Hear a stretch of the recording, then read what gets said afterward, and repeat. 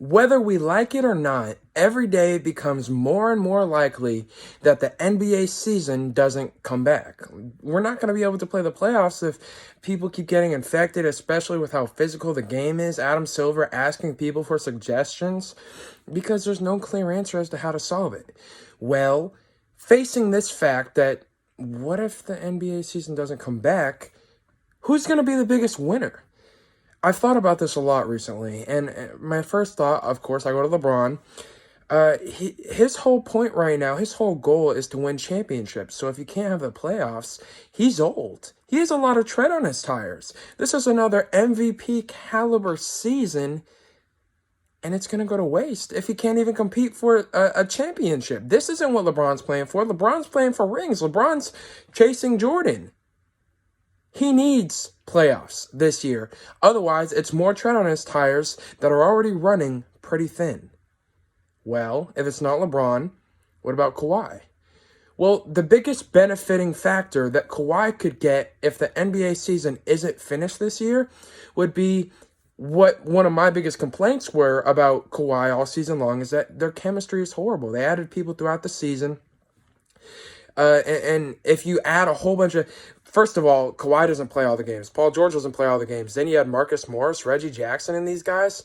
You're not going to have great chemistry going into the playoffs, and that's when chemistry matters the most. Well, for example, if Kawhi were to now move into next season having a year behind him, maybe he'd be the biggest benefiting factor. But I'd still say no because of the fact that LeBron's team, while he was on the Lakers the year before, he didn't finish out the season, and it's a whole new group of heads playing for the Lakers, so I can't really give the edge to Kawhi.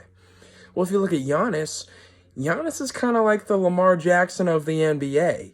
He needs the postseason to prove himself as as the most dominant player in the NBA. He was unable to prove it last year, and until he's able to do it in the postseason, he's not going to be the best player. Like Lamar's not going to be better than Patrick Mahomes unless he can win a Super Bowl. And even if he does that, it's very much debatable. But unless he's able to get over that hump come playoff time, it's not going to matter. Same thing with Giannis. Unless he's able to change it up, start hitting shots down the stretch of a playoff game, hits a game-tying 3 or something like that, Giannis isn't going to be able to say that he's the best player in the NBA definitively. And so Giannis doesn't win this either. Then I thought about one other guy. The guy that for many years we were talking about is the rivalry with LeBron. And that's Kevin Durant. He was forced to miss this last season regardless because of his injury that he suffered in the NBA Finals. But don't forget, until he got hurt, the Warriors were going to win those finals. Let's not forget, Kevin Durant has been the name that was supposed to take the torch from LeBron forever.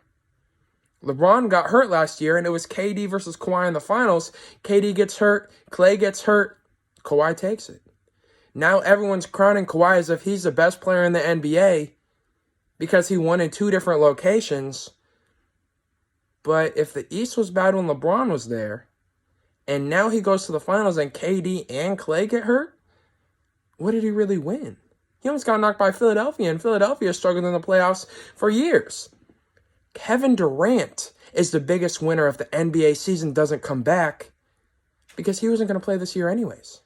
Kyrie took the rest of the season off, months off, less tread on their tires.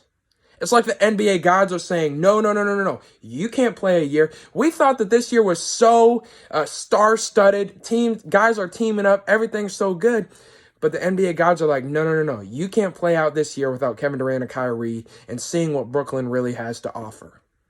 So if you're asking me who the biggest winner if the NBA season is canceled, it's the guy that couldn't have played in it anyways, Kevin Durant.